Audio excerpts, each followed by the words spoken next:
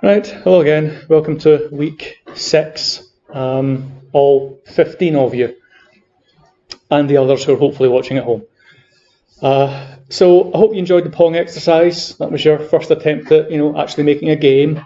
And if you've done that, then actually a lot of the fundamentals have been taken care of. And really, the remainder of the course is just about kind of embellishing what we've got just now, in the future with things like how to do like better collision detection, because the collision detection was quite weak, and maybe how to do things like AI, because there's no AI in Pong unless you've decided to add some yourself. But there's another thing that's fairly weak about the basic Pong, unless you did something fancy, and that's that graphically it's quite plain. The standard thing is just the basic black blocks and so on.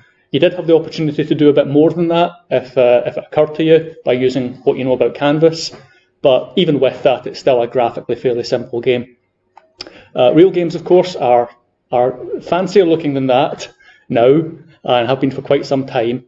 So today, one of the things we're going to talk about are some of the techniques, the things that are used in games to produce fancier graphics.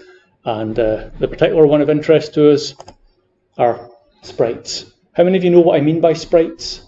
Yeah, I think everyone kind of knows the word, although the actual definition is maybe a bit subtle, but that's what we're going to kind of look at today.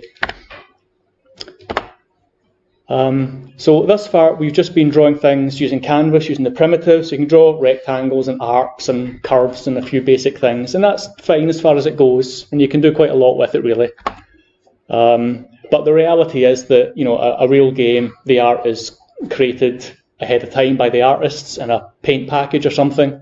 If you're doing it in 2D, they're using, like Photoshop or some equivalent of that to actually just draw all the characters in detail. Or if you're doing 3D stuff, it's kind of similar, but there you're using 3D modeling and you're creating textures inside an art package. And obviously that's how real games are done.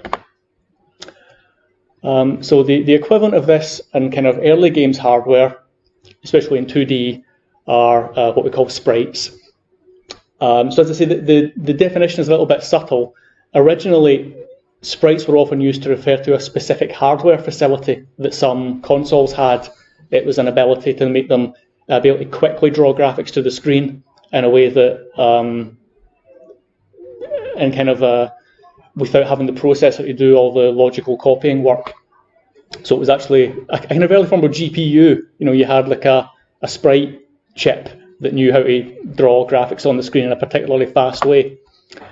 So what the sprite hardware would do is, if you had a system, remember we've been talking up to now about kind of frame buffer systems, which is the common way things are done now. And in a frame buffer system, if you want to get something on screen, at least conceptually, the processor has to go and copy some data from somewhere in memory onto the array in memory that represents the bitmap of the screen, and there has to be some code that goes and reads from here and writes to there.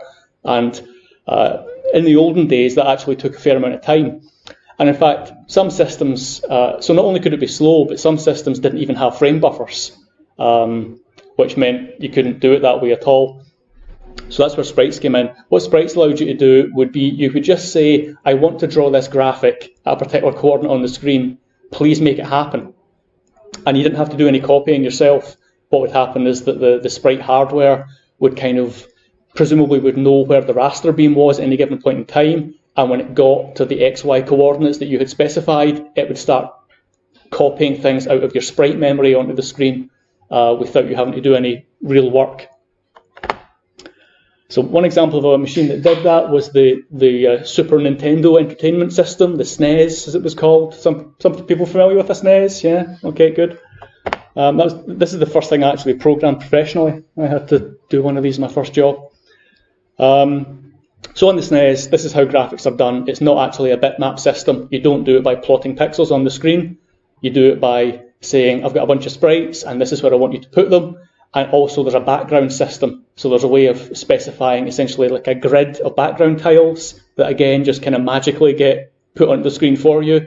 And then you superimpose on top of those a layer of, a couple of dozen sprites, which are the things that actually move about and do stuff like, your character and your baddies and the things you're collecting would be on the sprite layer. and then the world itself would be on the background layer, which, as I say, was basically a big grid, a big fixed grid that you pre-specify.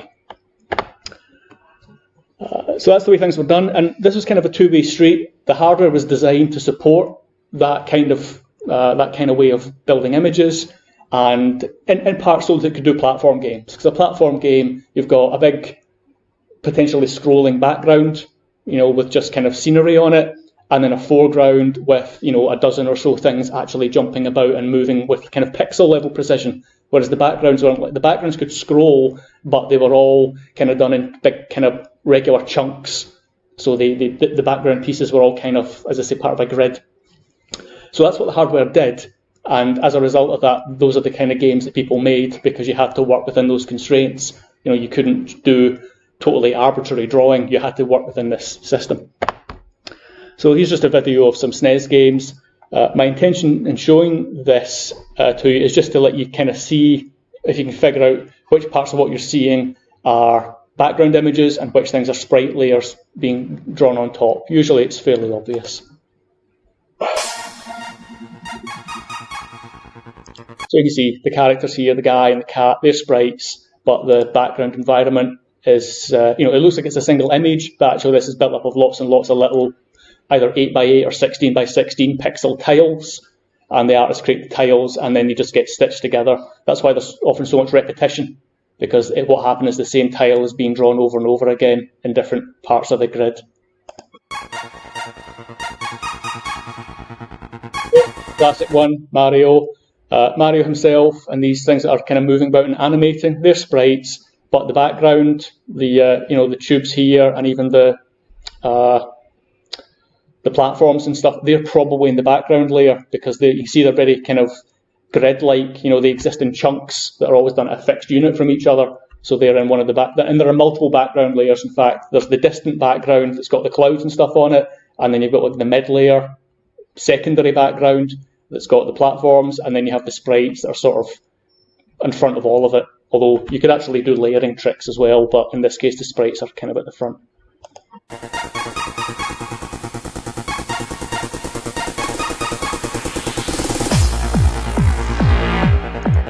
So again, look at how identical all the objects are. That's because there's only a fixed number of these background tiles available, and they just get reused all over the place. So that's why the backgrounds tend to look very regular.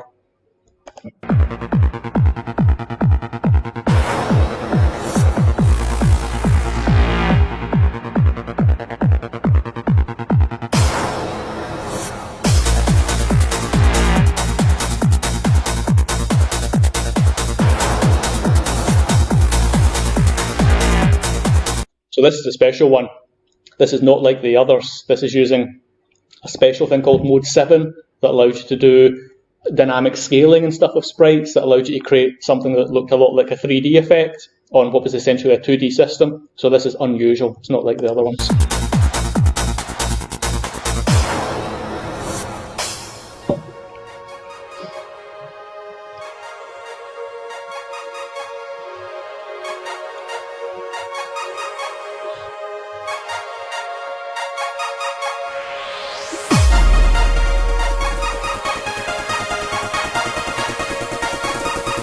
Okay, so you get the idea. There's kind of a lot of similarity here.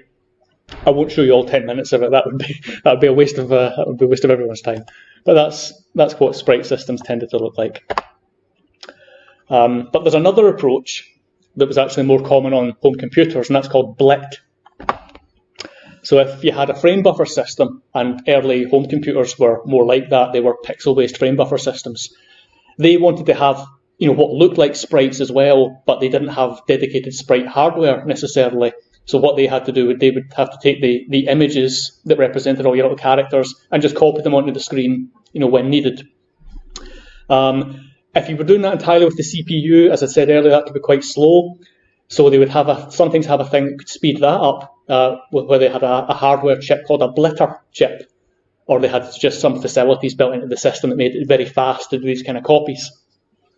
So what they would just do is instead of having sprites, which, as I say, is a sort of very special thing, they had a semi-general facility for doing block copies of memory from one place to another. So that's called a blit. Now, one of the important things about a blit is if you're taking your sprite image and you're copying onto the screen, normally the sprites exist within a rectangular boundary and you're copying a rectangular section. But if you literally did that, then every guy would have like a square boundary around them. So, usually you draw these things on like either a black or a white background. If you just did a copy, you'd copy your little Mario guy onto the screen, and all around them would be all white or all black. And obviously you don't want that. You want to see the background behind them. So they had to do transparency as well. So what would happen is when you're copying them across, you would look at the colour and you would check if the colour was some special value. Usually like colour 0 was reserved to mean I'm transparent. And if it was colour 0, you wouldn't copy it. You would skip over it so the background would stay where it was. But if it was any other colour, it would copy it. And that's how you would get, a sprite that had like a sort of transparent background to it, even though it was really copying a rectangular area. So that's what was going on there. So the second approach, this idea of just copying things into memory, sometimes called bit blitting or blitting. One of the claimed etymologies is that it means block image transfer. There are a couple of different versions of what people think blit stands for, but that's one of them. And it turns out this whole blitting thing goes back to the Xerox Alto. That's the machine that was made by Xerox back in the 1970s that I've mentioned a couple of times. They actually pioneered a lot of this stuff because they needed it for the graphical user interface. The early GUI where you had like windows being dragged around and stuff and copying on top of each other. That's the same sort of thing, right? When you're dragging a window around, you've got like a block of memory that's having to be copied to some position on a raster. So that's actually where the tech came from. Just for reference, the Xerox Alto itself looked like this. That was the actual machine that they had with a mouse and stuff back in the day. And, in a lot of ways it was the precursor of, what eventually became like the Mac, because they were developing those sort of techniques to build these things. There's an example of a screenshot of the kind of thing you would see on them. In fact, I think I've got another example there, a GUI image. I actually checked this one really recently and it was fine, but of course sometimes these web links can sometimes die. But so that's sort of what it was like. You had a bunch of windows potentially overlapping with each other, and they were being copied onto the screen using blit type operations. Yes, so again, a huge amount of pioneering work was done back then under Alan Kay's team at Xerox. So initially when they did this, they wrote their blit routine as like a software thing that just did, copying pixels from one place to another. But because it's such an important operation and you want it to be as efficient as possible, at some point they actually put it into what's called microcode. That's where you can basically program new instructions on the chip for doing special things that you really want to do. So they actually did that. They eventually turned it into a microcode thing, which is almost like putting it into hardware, but not quite. And actually, at one point when I was researching this, I found the original memo in Xerox PARC where they came up with this idea. So here we go. Subject, bit bolt, written by Dan Ingalls, who was one of the key people on that team. And he's just talking about this thing about, a bitmap is a region of memory. And it was literally a bitmap then, because the screens were black and white. So each pixel was either just 1 or 0. Color came later. So we're talking about a bitmap and the idea that, you're going to have to take sections of the block and work out where it starts and ends and figure all this stuff out. And he kind of talks away about how to do it all. Then actually starts writing some code and assembly language to actually do the work and write the original blit routines. This is the copying loop. It's actually doing all the things that I was just talking about earlier. There's another reference here. There's in the olden days when people still read magazines, before we had the internet, one of the big magazines in the computing world was called Byte. That was like the main professional magazine. And there was a very famous edition of Byte produced in 1981 that introduced the Smalltalk system and all the stuff related to it. It's now up on the Internet Archive. And if you go through that, it's kind of interesting. You can see them just beginning to talk about what bitmap graphics and everything were like and how they would work. This is like an example of how you build text up on the screen. There is that somewhere in memory you've got all the characters for your alphabet stored, and you have a little routine that knows how to cut out a section of it and copies the section here, the letter E, and copies it onto the screen using a blit. So that's how you drew text and everything. It's also funny to see the ancient adverts, give you a feeling of the times. And there's stuff here about how to fill it stipple patterns and do all sorts of clever stuff. It was really quite clever. This whole magazine is good, and this article is very interesting. It even includes a bit that I'm personally very fond of, where they're describing how to do this copy routine, and it just copies things from A to B. It doesn't have rotation in it, right? Because that wasn't its primary function. But they actually figured out a really clever way of doing rotation with a system that didn't have rotation built into it, if you wanted to use 90-degree rotations. And here it is down here. So you take this original image of Mickey Mouse, and let's say you wanted to rotate it 90 degrees clockwise, so it would look like that, but your blit routine doesn't do that. Your blit routine just copies things from one place to the other. Turns out, if you think about it, if you want to take this whole image and rotate it clockwise, like a really crude approximation, that would be to cut it up into 4 sections and to rotate each one of the sections clockwise. So take this part with his ear up here and rotate it across to there, like that. Right? So this one here is the 4, imagine this is broken into 4 tiles, and you've rotated the 4 tiles, right? Well, that's sort of rotated, except all the pieces are not the right way. You want these pieces to be rotated as well, don't you? Well, how do you rotate the pieces? Use the same trick. Break this up into 4 pieces and rotate them. And now it's hard to see what it looks like, but it's the next layer. And okay, you've got 4 pieces and they're sort of rotated, but the secondary pieces aren't rotated. How do you rotate them? You just do it recursively. You keep saying, just slide them. And if you recursively break this up and slide all the parts, eventually it does turn into a real rotation, which is kind of crazy. So that's a recursive routine for doing a rotate. Funny stuff. Anyway, so this idea of using the blit to copy grids of pixels from one place to another got incorporated into some of the home computers of the mid-80s, some of which had hardware support. They had like a chip that accelerated this. Others just had features that made it a little bit faster. There was a thing called direct memory access, which was a system for letting you do fast memory copies. And the company that I used to work for, DMA Design, that made Lemmings and Grand Theft Auto back in the day, the DMA sort of stands for direct memory access. Although the guy who ran the company would also sometimes say that it stood for doesn't mean anything, because he didn't have to explain to journalists what direct memory access was, so he just said doesn't mean anything. Yeah. Okay, so we've done consoles which had sprite hardware, which is one way of doing it. We had home computers that had blitz or DMA, and then we had finally PCs. PCs didn't have sprite hardware, and they didn't have blitter chips or anything on them, and actually they were bad. The original PC was not very good. The hardware specs were not good, but it became the dominant thing for business, and we're just kind of stuck with it. But the original architecture of the PC was not good. So they didn't have dedicated hardware. They almost had enough CPU power to do it the dumb way, which is where you just write some code to go and copy the data from A to B, and that was basically all you could do on PCs, which is why for a long time PCs were a terrible game platform. You know, they didn't have any of these things to accelerate games, so it was really hard to do good graphics on PCs.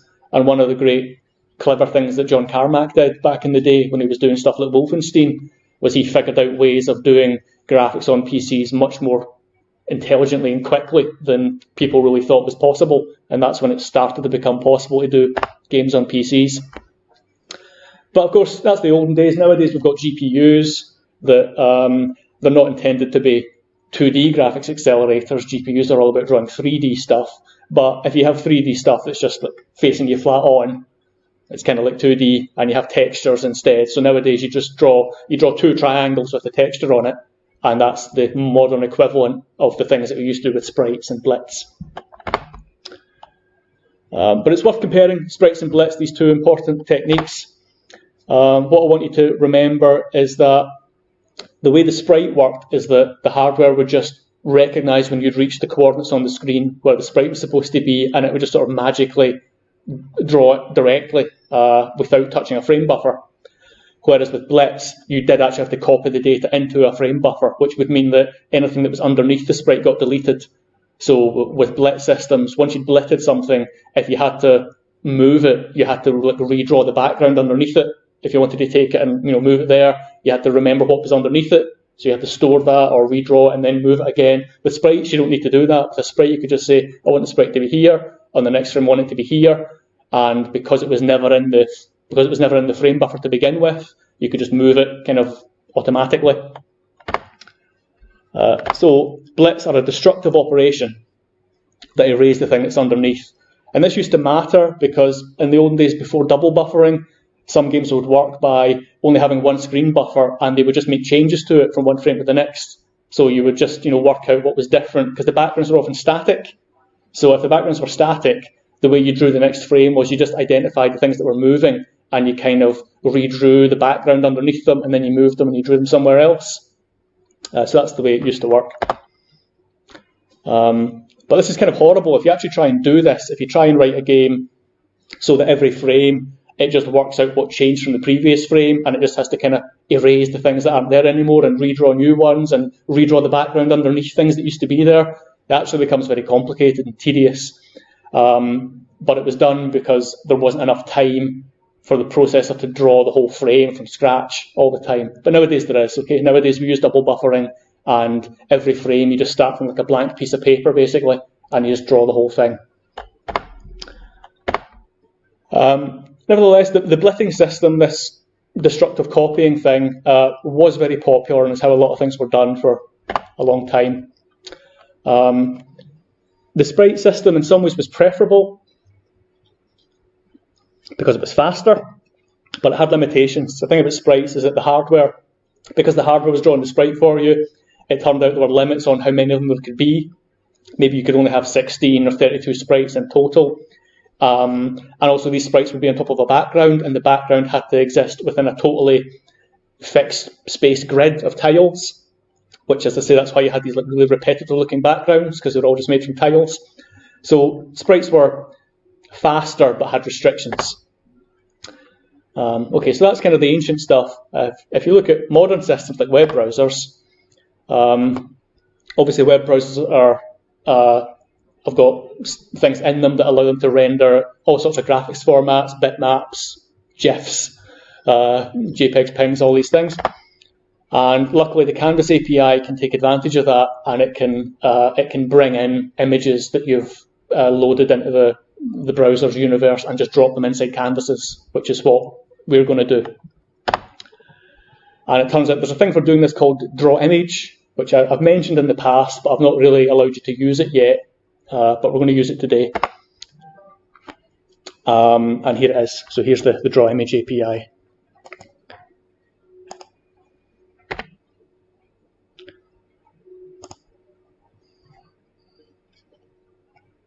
Okay. So what I've got here is, this is an image that I've just loaded into the web page normally, with normal HTML stuff. In fact, there it is. It's from the image of the screen, which I stole from here. And up here, we've got various copies of it that I've pasted inside a canvas, one of which is following the mouse, the other two aren't. So I'm going to look at the code, you can see how it's done. Well, here we go. So draw stuff, I just clear the screen, and then I use draw image to draw one thing, and then I do another thing and some other things as well. So in fact, to make life a little bit easier, I will probably, if I just take out this one.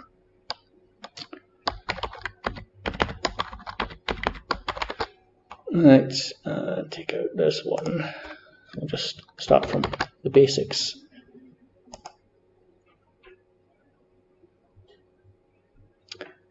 Come on, there we go.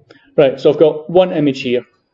So what I've done is I've said context, draw image, and img is the name of the image, which I have extracted by using the usual HTML stuff. I just say, get me the element called screen, and I gave it a name, so there it is. That's how I fetch the image. I've got the image, and the parameters are destination X coordinate, destination Y coordinate, so it's 50 across and 50 down, and there you go, and it just draws the image, and it's really as simple as could be. So that's the version that's got the image and an XY coordinate. But it turns out the way they've designed the API here is, remember that functions in JavaScript can sort of take any number of parameters. You just throw more at it, and it's kind of up to the function whether it pays attention to them. So they've created what I'd call an overloaded version that takes a total of 5 parameters, 1 image and 4 positional ones.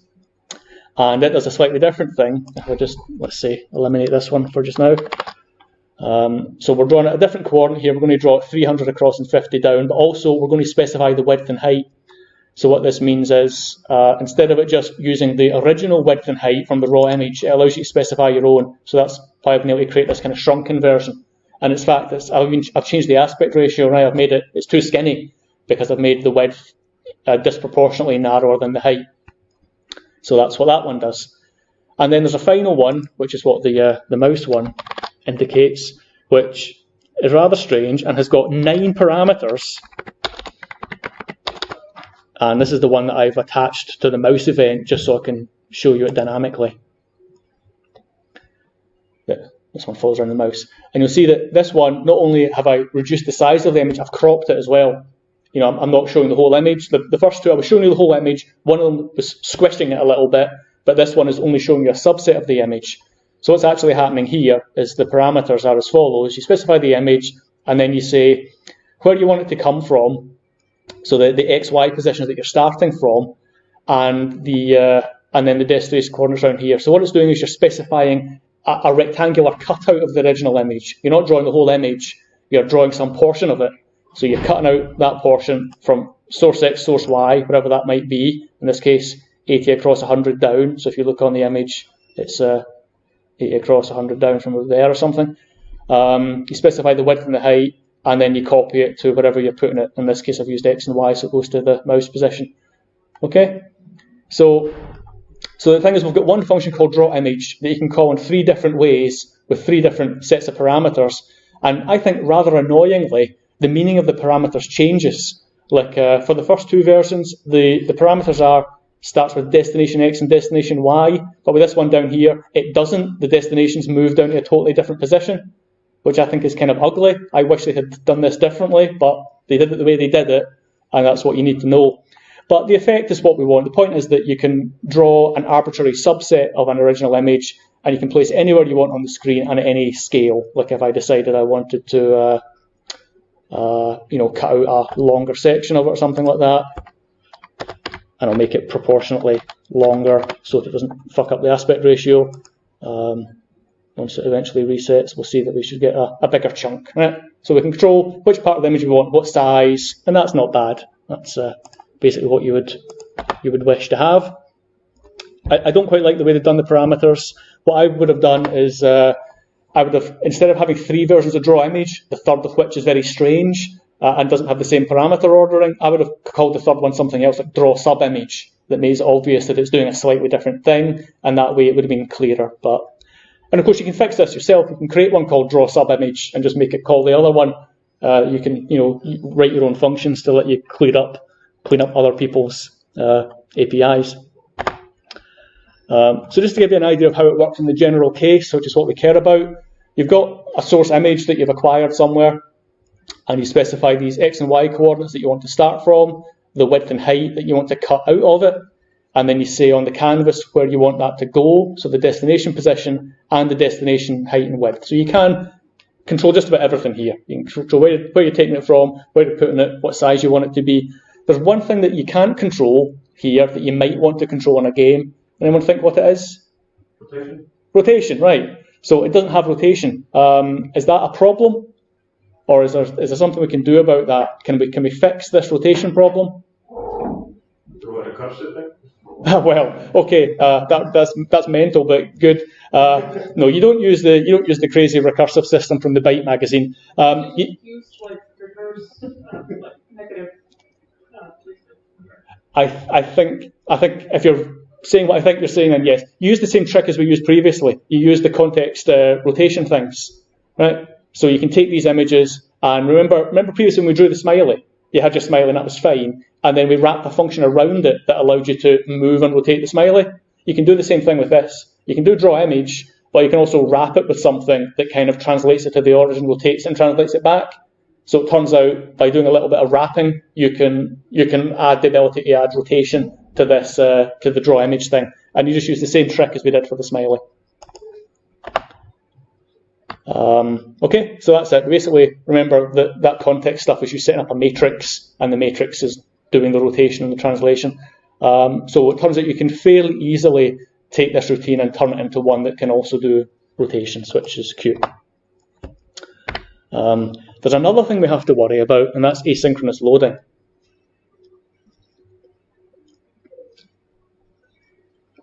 So there's a bit of history here with web browsers.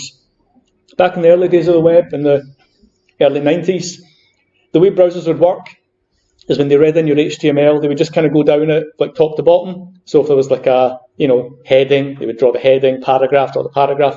If you put an image in, they would then just go and fetch the image from whatever it was, and wait for it to come in. And remember, the internet was slower back then, so you'd actually have to wait noticeable amounts of time for the image to come in. But eventually it would, and you would see the image, and then it would do the next thing, maybe another paragraph of text, and then another image, and then maybe some more stuff. And the thing is, it would take a long time, and everything would come down like in the order it was specified. So when you went to a web page, if you had interspersed text and graphics, you'd kind of have to wait until all the graphics had loaded in one at a time before you would be able to read the final part of the text. So the Netscape browser famously improved that. What they did is they said, well, when you reach the image part, we'll start downloading it, but we know it might take some time, and then we'll skip over it. So what we'll do is we'll just create like an empty box where we think the image is going to be, but we'll do the rest of it. So that would mean that when you went to a web page that had mixed text and graphics, you would see the text fairly quickly, and the graphics would then come in afterwards. And sometimes different images, you'd see them coming in kind of simultaneously instead of just one after the other. So what's happened there is that the browser has decided to asynchronously load the graphics. Asynchronous just meaning, synchronous means kind of in a fixed rhythm. It particularly means one at a time in this context. So instead of loading them one at a time, it would actually create like a thread, if you like, for each image, and the images would all get loaded in parallel, and they would just come in, which was mostly good. Although it would also mean that sometimes you didn't know what the size of the image was going to be until you'd finished loading it, which would mean that initially the page would kind of jump about a little bit as the images came in and changed the size of things. And you still see that today. If you go to a web page, you sometimes notice that the stuff jumps around a little bit, and some of that's because images are loading in and it didn't quite know how big they were going to be, and when they arrive it has to reposition things around them. But anyway, this was the big trick that Netscape seemed to be faster than other browsers. And I suppose in a certain sense it was, but the main trick it was doing is it was simply not doing everything one at a time, and that's what allowed it to do these things. So this is good for web browsers. You want this. It's terrible for games, unfortunately. Right? It's good for a web page because you want to see the text and then the graphics can come later. But imagine if you were playing a game and you get to the boss or something like that, and it loads the boss graphics asynchronously, so you're waiting for them to download. Meanwhile, the game is running. The game logic is running, so he's shooting you and you're dying and stuff, and you can't see any of it because the images haven't loaded yet. This is unfortunate, and it's not what you want for games. So it turns out that to work around that, there are a couple of things you can do. The simplest one that we'll use for just now is there's a way of when you kick off loading an image. As I say, normally the way the browsers work now is they initiate the image load and then they just keep going. So what you have to do is you have to explicitly say, oh no, wait until it's finished. You can do a thing where you can say when this image is actually. Do you know about things like image on load? Have you had to deal with those events? Maybe not. Okay. So there's a thing you can do where you can say, I want this image, but when you finish loading it, could you call this function, please? And that way you can write your logic so that you can wait until the images have loaded before you start running the game logic. And that's what we're going to have to do. So that's called image preloading. And it's rather annoying, but I'm going to help you out with that. So I've written some stuff to do it. So this is a very simple illustration, just to show you the concept of the thing.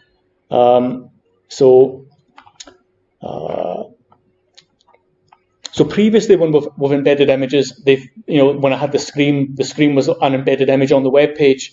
Of course, you don't really want that in a game. You don't want your game to have a canvas area and underneath it to have all your graphics just like displayed to the user. You don't do it that way. So you need to do it dynamically. So that you can do all this, you can there's an image constructor that the API, the DOM provides. So you can say, I want a new image, please. and then you specify the source property of that image object, and that's just some URL.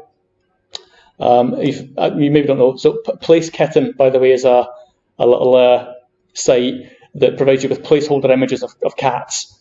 And all you do is you call PlaceKitten and you specify the X and the Y dimensions that you want it to be, and it provides you a cat of that size. I think it's quite useful for web people when they're doing, markup, to just get the geometry right before they've got the real images.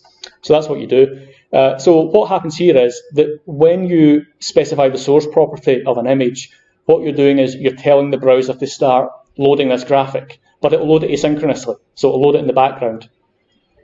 So what I've got here is some logging to show what's going on, right? So I've kicked off the loading, but the problem is it won't necessarily have finished yet.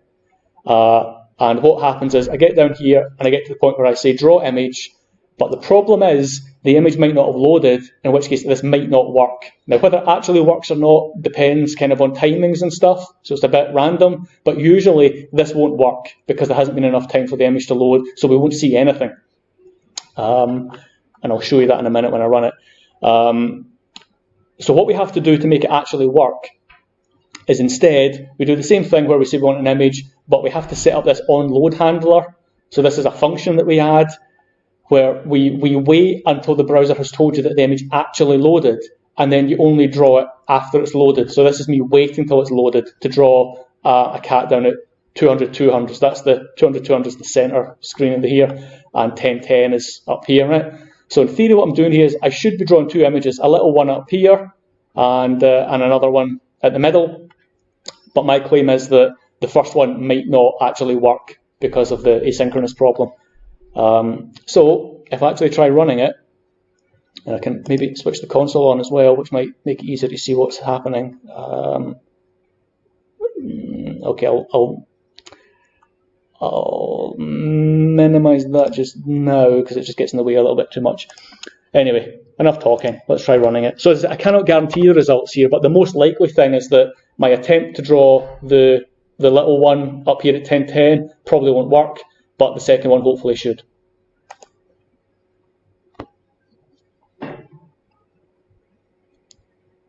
Hooray! Okay, we've got one kitten.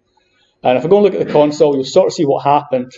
What happens is it ran this code where it did about to draw naive image, and then it says, okay, what's the width of this image? Images have got a width property, right? But hey, look, the width property is 0. The reason it's 0, even though I asked for an image of 100, is because it hasn't loaded yet. So the problem is I've tried to draw this image before the browser had a chance to actually fetch it, so I end up drawing nothing, okay? But then I go down and doing the smart image, and the thing with the smart image is it waits, because I've got the onLoad handler, is that what happens is the browser goes away and actually fetches the second one, then it calls this function after it's finished loading it. At that point I can say, yep, I have actually got a particular width, and then I can draw it and you'll see it. So that's why the second one worked, and that's me setting it up down here. I initialize it here, I say I want a 102 pixel kitty, and that's indeed what I got, right? So the logic is you get down here and you say, I would like to load, about to draw smart image, and I set it up, and then eventually the callback gets called, and we get to see what we want to see. So it's a bit of a pain, but that's what you have to do. Right, yeah, whatever. So that leads me on to part 1 of your homework this week. So there's only one homework exercise, but there are 2 aspects to it. The first part is the sprite aspect. So what I want you to do is to implement a sprite. So you need to create a constructor that allows you to take an image that defines the sprite. So you say, look, this is the thing I want. I want to build the sprite out of this image, and then you create methods on your sprite class or sprite prototype, whatever, that allow you to draw it at a certain position and rotation. And because what we're going to be doing, it makes more sense to draw things specifying their center X and their center Y, just as we did with the smiley. So that's what I wanted to do. I want you to specify the center X and Y positions and the rotation, and it should just draw that sprite in the appropriate way. And then we'll use this sprite system to draw a little spaceship and a simple mouse handler that means that the spaceship sprite will follow the mouse when you click it. right? Which is a bit like what I just did with that little image of the screen that was following my mouse pointer. So I'm going to give you a framework to do this. The framework's got all the stuff that we had previously from Pong, so it's got the update render logic, the timing logic, all that stuff, all the kind of guts of the game system, and you just need to insert the bits that are missing to draw the sprites. So it's going to be derived from Pong, and I'm going to include a preloader as well, so you don't have to worry about the asynchronous loading part. But you have to do a couple of things. One is you have to implement wraparound rendering. That's the thing where if we draw this spaceship and it's about to fall off, like the right-hand side of the screen, you know what it's like in games like Asteroids? You go off one edge of the screen, you come on the other one. So you end up like it's partly drawing it over here and it's also partly drawing over here, top and bottom, left and right. So I want you to do that. That's actually a little bit clever how you do that, because it sort of means that you think you're drawing one thing, but if it happens to be overlapping, you actually have to draw two things in exactly the right way, or maybe more than two things. So you have to think about that. Yes, and then we'll build on that for the other part, which I'm going to explain in the next lecture. So I should be able to stop this particular one here.